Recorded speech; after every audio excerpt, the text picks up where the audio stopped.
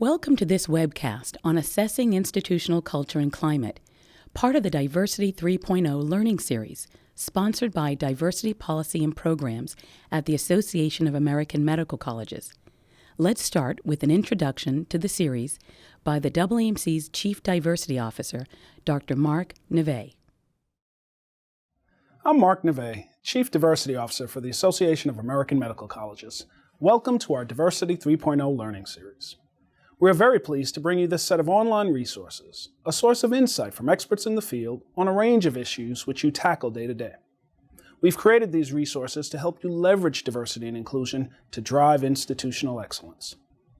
The AAMC is committed to serving as knowledge brokers, offering you the best content generated from within our network of relationships with thought leaders and practitioners. With this series, we bring this learning to your desktop or device for on-demand learning that suits any schedule. Visit us in the future for additional content, and thank you for watching. This webcast in the Diversity 3.0 Learning Series is divided into two parts. Part 1 will introduce the Diversity 3.0 framework, which identifies factors influencing culture and climate. Part 2 identifies 4 key steps for comprehensively assessing institutional culture and climate to help you build your own assessment tool. We have chosen to focus on the importance of analyzing institutional culture and climate because research indicates that inclusive environments boost the capacity of medical schools and teaching hospitals to excel and ensure health equity for all. However, to support such environments, we must first identify strengths and weaknesses of an institution's environment. Therefore, building and conducting assessments are important. Part 1 of this webcast will cover some key terminology, introduce you to the Diversity 3.0 framework, and identify factors that influence culture and climate. Many of the constructs embedded in this webcast have varying definitions, so let's take a minute to discuss some key terminology. We are using some definitions developed by the Group on Diversity and Inclusion. You can read more about these definitions on their website. Diversity embodies inclusiveness, mutual respect, and multiple perspectives, and serves as a catalyst for change, resulting in health equity. In this context, we are mindful of all aspects of human differences, such as socioeconomic status, race, ethnicity, language, nationality, sex, gender identity, sexual orientation, religion, geography, disability, and age, among others. Inclusion is a core element for successfully achieving diversity. Inclusion is achieved by nurturing the culture and the climate of the institution through professional development, education, policy, and practice. The objective is creating a climate that fosters belonging, respect, and value for all and encourages engagement and connection throughout the institution and community. Dr. Derek Avery will discuss the positive impact of diverse and inclusive environments. When talking with students and business people about diversity in the workplace, I'm often asked 2 key questions. 1, why diversity or the composition of who an organization employs matters, and 2, why diversity climate or the level of fairness and inclusion in the workplace matters. I'll leave the first question for another time, but with respect to the second question, I tell them diversity climate matters because it's related to pretty much every organizational outcome that's of relevance to human resource management. So, for instance, the research has shown us that with respect to recruitment, when organizations are perceived to be more inclusive and more fair, they tend to be more attractive to a wider array of applicants. So what that means is more job seekers will be enticed to want to consider working there, will consider the organization attractive, and will ultimately be more likely to accept if they're extended an offer. Now, with respect to actually selecting among the applicant pool, what we also find is that the research shows us that organizations that do a better job in terms of managing their diversity, a la they're more inclusive, they tend to do a better job of selecting a wider array of applicants, which means that from an overall staffing perspective, more favorable diversity climate tends to lead to more diversity among the folks who are selected and actually work within an organization. Now, once employees are acquired, diversity climate actually becomes even more important because it relates to how employees feel about their jobs, how they're treated, and ultimately how they perform. For instance, if we look at the research, one of the things that we see is diversity climate consistently relates to the level of mistreatment within the workplace. So in organizations that are perceived as more inclusive, we see that there tends to be less perceived sexual harassment, less perceived discrimination, and less perceived bullying. Not surprisingly, because employees feel that they're being treated better, we tend to see correlations between how employees feel about the organization's diversity climate and their level of affect, meaning that in organizations that are seen as more inclusive, employees tend to be more satisfied with their jobs, they tend to be more committed to the workplace, and ultimately they tend to be more engaged in their work. Now, not surprisingly, because employees feel better about the job and they're more engaged in their work, they also tend to be more effective. So when employees are more engaged, we tend to see the impact of that in their productivity, which means that more inclusive diversity climates tend to help lower things like absenteeism, so employees show up at work more often. And then when they're there, they're also more intent on staying with the organization, so turnover rates tend to diminish. Ultimately, this has positive ramifications for the organization because employees tend to be more attentive to things that are important to the organization, like anticipating and meeting consumer needs, which heightens customer satisfaction. And ultimately, altogether, these things tend to lead to higher individual performance and ultimately higher organizational performance. So in getting back to why diversity climate matters, it's clear from the research that not only does it matter, but it matters a lot. Many definitions of culture and climate exist in the literature. For our purposes, we are defining culture as the deeply instilled values and beliefs of an institution, and climate refers to the perceptions, attitudes, and behaviors that reflect those beliefs. Our framework represents both culture and climate being an integral part of culture. Dr. Eden King will tell us more about culture and climate and will introduce us to the Diversity 3.0 framework. Researchers sometimes use the labels of culture and climate interchangeably, and indeed they are overlapping constructs. Culture is usually measured through qualitative methods and generally refers to organizational values and beliefs. Climate is usually measured through quantitative methods and refers to perceptions, attitudes, and behaviors experienced within an organization. When it comes to diversity and inclusion, we recognize that both perspectives are valuable, and so we are interested in values and beliefs as well as perceptions, attitudes, and behavior. We look to the literature and to subject matter experts to help develop a framework for understanding the components of a culture of diversity and inclusion in academic medicine. This includes top-down forces, such as the context in which the institution is embedded, and the structures and policies that guide practice in that institution. This also includes bottom-up forces, such as the composition and experiences of faculty, students, staff, and administrators. Together, these components create a framework for understanding diversity and inclusion in academic medicine. Dr. King mentioned that there are some key factors that need to be considered in order to get a true picture of the culture and climate at your institution. You must look at the institutional and social context, the structures and policies at your institution, and the key groups of people within the organization: faculty, administrators, professional staff, non-faculty, and students. We will discuss each of these in more detail, beginning with institutional and social context. Institutional and social context refers to the external forces that affect people and processes within institutions and that shape expectations and experiences. Factors influencing culture and climate, such as history, geography, political and legal environment, and engagement with the local community, fall into this dimension. Dr. Jeffrey Milam shares how external and internal institutional forces can impact culture and climate. There are a number of key considerations regarding the campus climate that warrant discussion. The first is that students are educated in distinct contexts, which are shaped by both external and internal or institutional forces. However, most institutions focus on only one element of the climate, which is increasing the number of students, faculty, staff from different groups and backgrounds on the campus. There are other elements of the climate, however, that require attention and constitute key areas for focusing our diversity efforts. External forces that shape climate include governmental policy, programs, and initiatives. Examples of this include financial aid policies and programs. On your own campus, the question to ask is whether aid policies are primarily based upon merit or are they need-based. Another example are state and federal policies and laws regarding affirmative action. Is affirmative action legal in your state?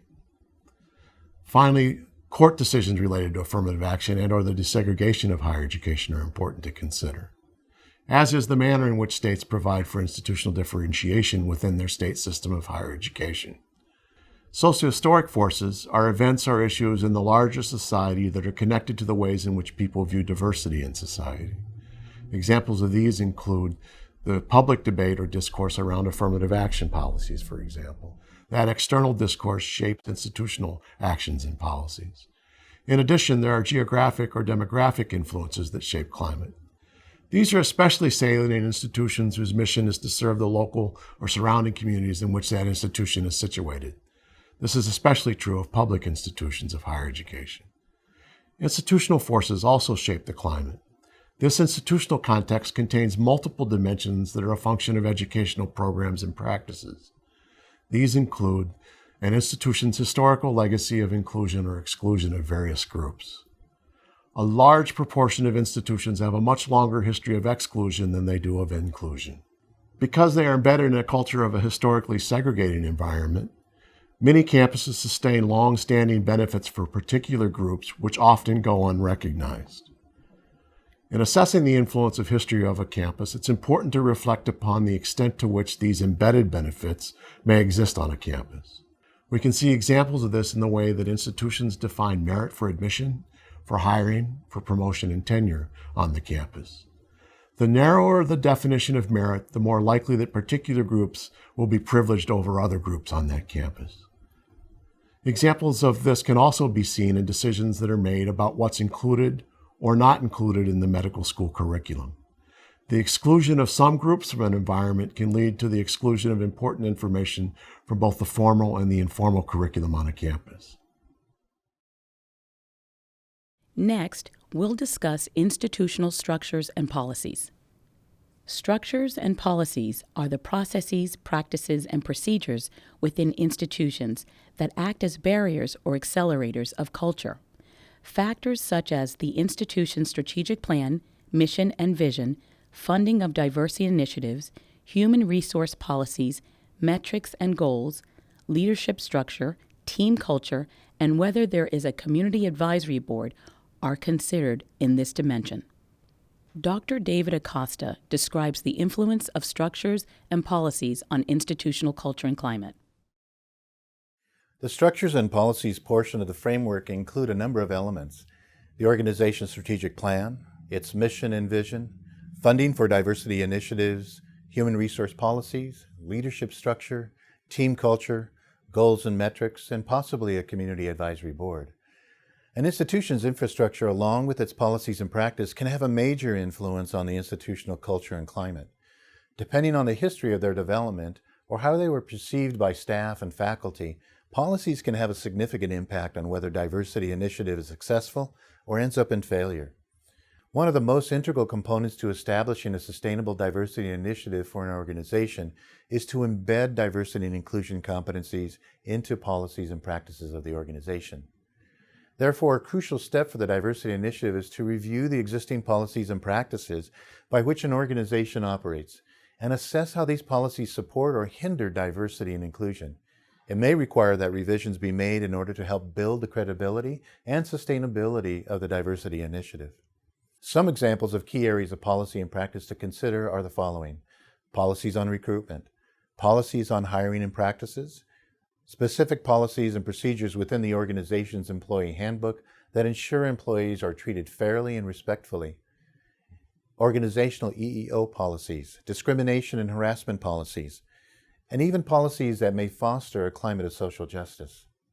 It is equally important to explore with the organizational community what the history was behind the development of the institutional policies and practices.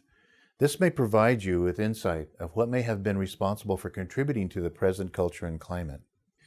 It is important to identify the specific drivers that led to the development of the organization's policies and the associated infrastructure that was created to support them.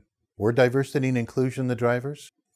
It is also important to know who the key stakeholders were that developed these policies and uncovering answers to the following questions. Was the committee that developed these policies considered to be inclusive? And did they include an adequate representation of staff and faculty, especially those from minority and or underrepresented backgrounds that would have been impacted by these policies? Were these same staff and faculty invited to become part of the new infrastructure? What were the faculty and staff's impressions then and now of the institutional policies and practices? Do they think they are representative and fair? Are there specific challenges and barriers they face as a result of these policies? Have these policies created a safe environment? Was the external community that the organization serves involved in the development of these policies? Understanding this history, the answers to these questions, and the experiences of those impacted by these institutional policies will shed a lot of light on understanding the foundation of the institutional culture and climate. Institutional culture and climate will also be affected by the institution's investment in diversity and inclusion efforts. Diversity initiatives require a substantial investment of funding, devoted time, energy, and human capital. One of the most commonly cited reasons for diversity initiatives failing to gain momentum and not being sustained is an institution's unwillingness to commit significant funding to diversity efforts. Historically, this has made it very difficult for diversity initiatives to take hold. Lastly, it is imperative to build an infrastructure that has processes in place that hold the leadership accountable for diversity efforts. This will go a long way in creating an institutional culture and climate that will support and sustain diversity and inclusion for the long term. Developing meaningful goals with anticipated outcomes, demonstrable action plans, and metrics to measure the effectiveness of proposed activities and programs provides the leverage necessary to keep the leadership committed. That leverage will eventually lead to a new experience that the organizational community will have, and in turn will lead to a new belief system that will impact the necessary change in institutional culture and climate. Lastly, we discuss human capital within your institution. By human capital, we mean the people that make the place: faculty, administrators, professional staff, non-faculty, and students. There are particular issues facing each of these groups that are important facets of the culture. For example, professional development programs for faculty represent an important facet of the culture. Additionally, there are cross-cutting factors relevant to all groups: compositional diversity, recruitment, retention, perceptions, attitudes, behaviors, community engagement, and mentorship. Dr. Deborah Plummer discusses human capital further. Only by harnessing the entire and diverse human capital of an academic health sciences center can its mission be achieved. Because this is true, we know that the work of recruiting, retaining, and advancing underrepresented groups in medicine, whether they are faculty, students, professional staff, or administrative support, relies on a diverse employee team of talent managers. Talent managers are not just the professional HR partners, but everyone who works in the academic health center. This is because every institution has an employer brand, or an image that people hold for why the institution would be a good place to work and use their talent. Some institutions have formally created brands that describe their culture, and others are more informal. Whether the employer brand is a formal or an informal one, that brand is born out of your institutional culture. Every employee tells a story of what it is like to work, study, teach, and do research or clinical practice in our academic communities. With this in mind, the very sustainability of academic medicine is dependent on how inclusive our current culture is and how we are preparing for the workforce of the future.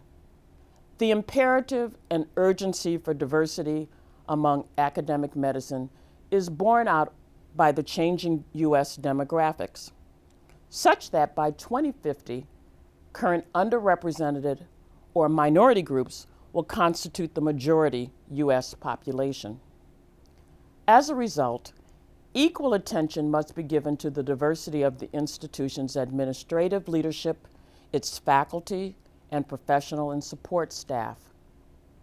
To meet the 21st century challenges of educating tomorrow's physicians and research scientists who will be diverse requires a workforce that reflects the diversity in its populations whose health we intend to impact.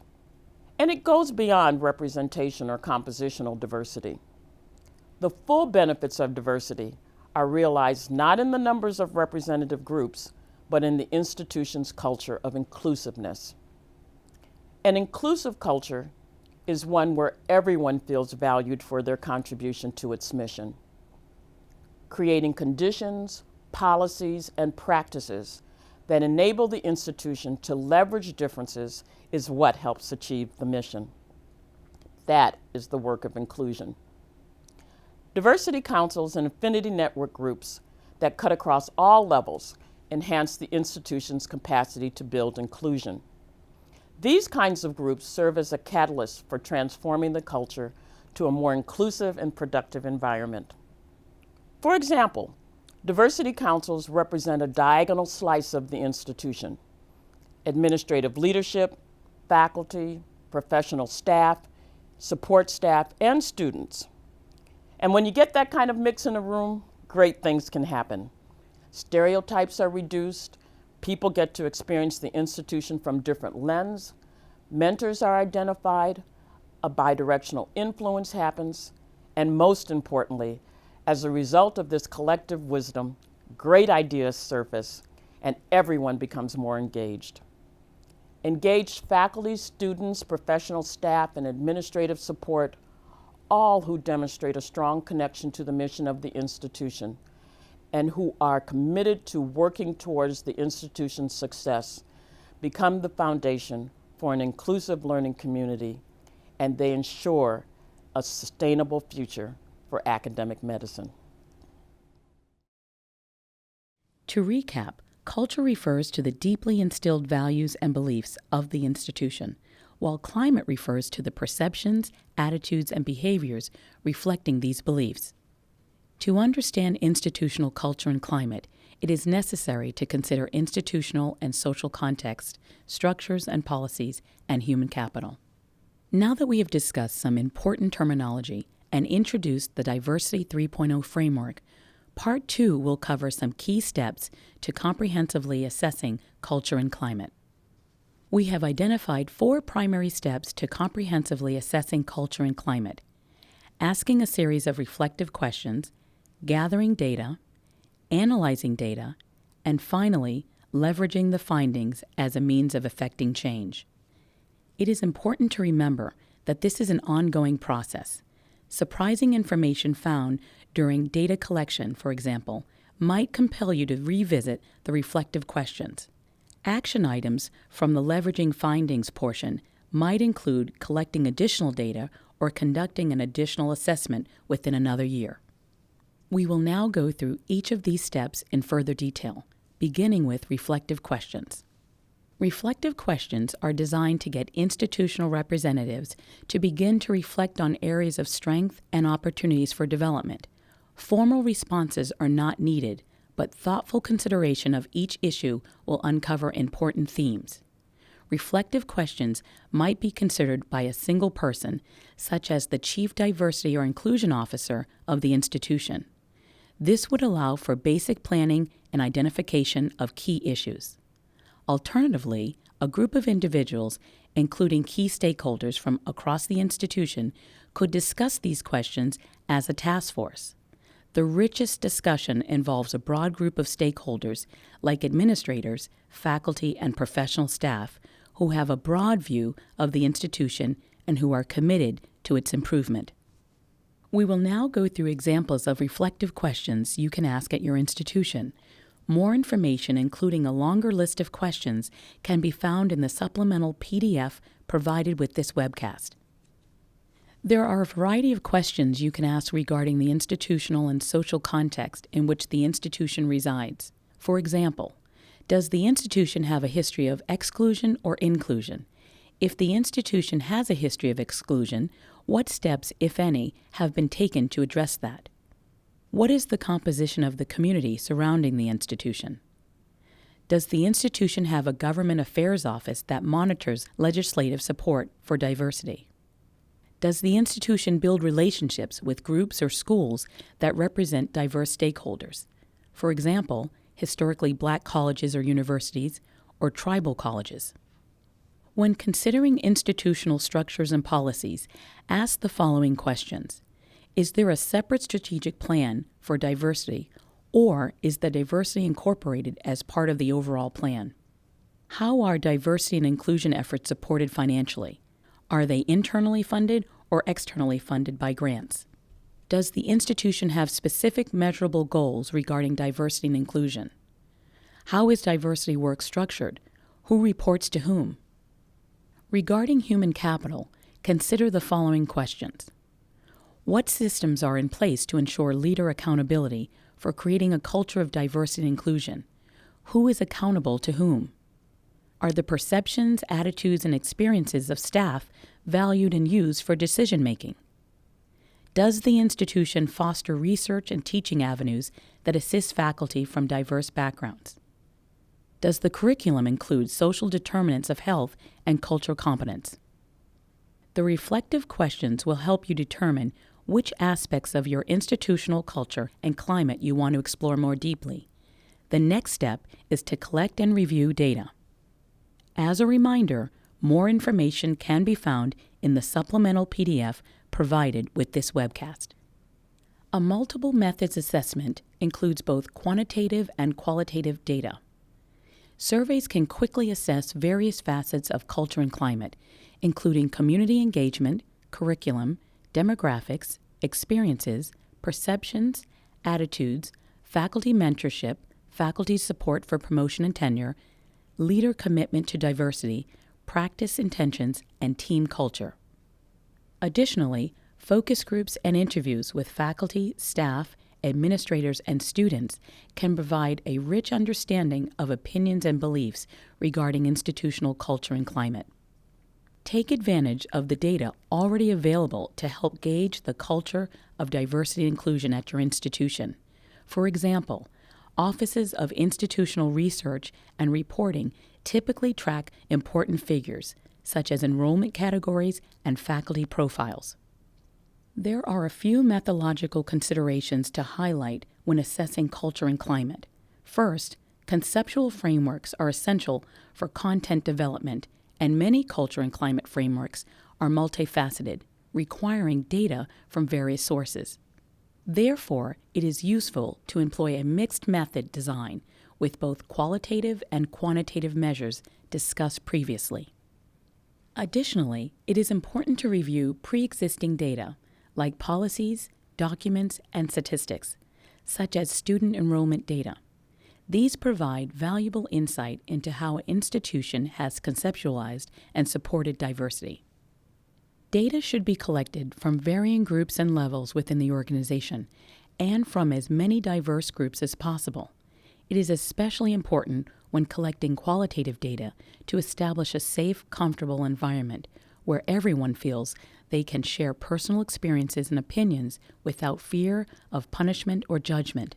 For example, junior faculty might feel more comfortable speaking when they are asked in a forum where senior faculty are not present, and faculty from racial and ethnic minority backgrounds and those of majority culture might speak more candidly when spoken to separately. Above all, data regarding diversity and inclusion are sensitive and must remain confidential and anonymous. Once you have collected your data, it is time to analyze it. You will use these analyses to identify strengths and opportunities for improvement. An effective way to analyze and interpret your qualitative data, which would be your focus group or interview data, is through thematic coding. With thematic coding, you record responses, assign coders to review these responses, and identify major themes and topics, and then substantiate themes with relevant, anonymous quotes. Unlike the qualitative data from focus groups and interviews, the data collected from surveys is more directly quantifiable.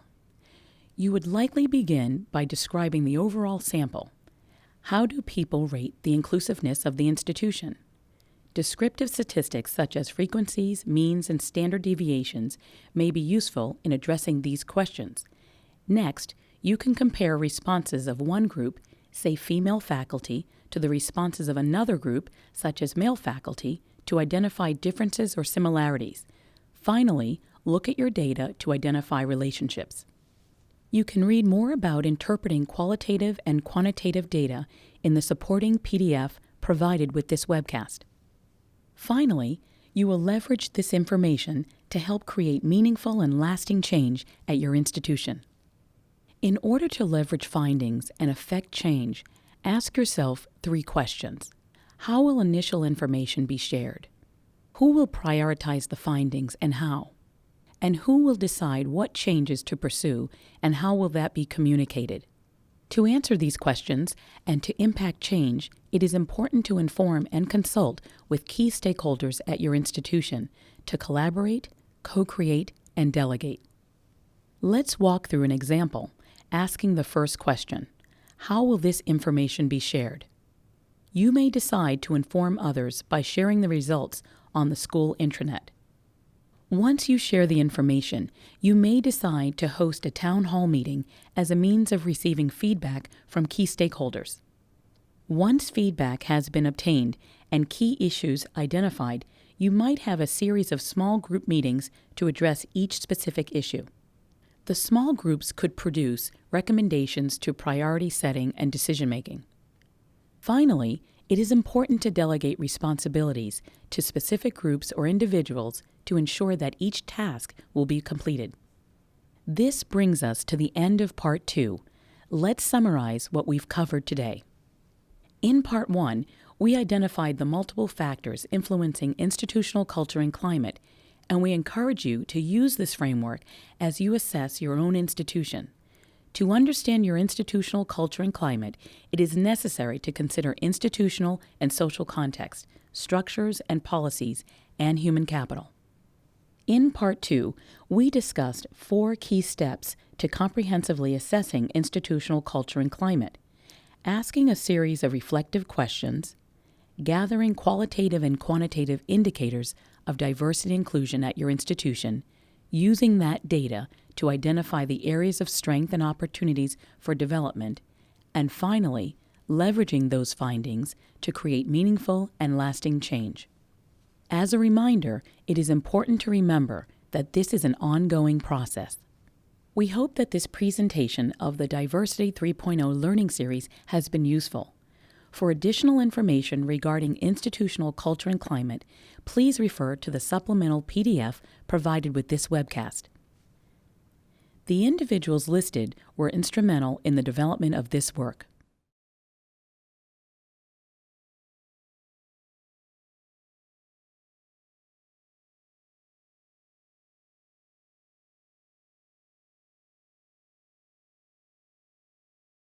Additionally, we recognize the following individuals for their contributions to this webcast: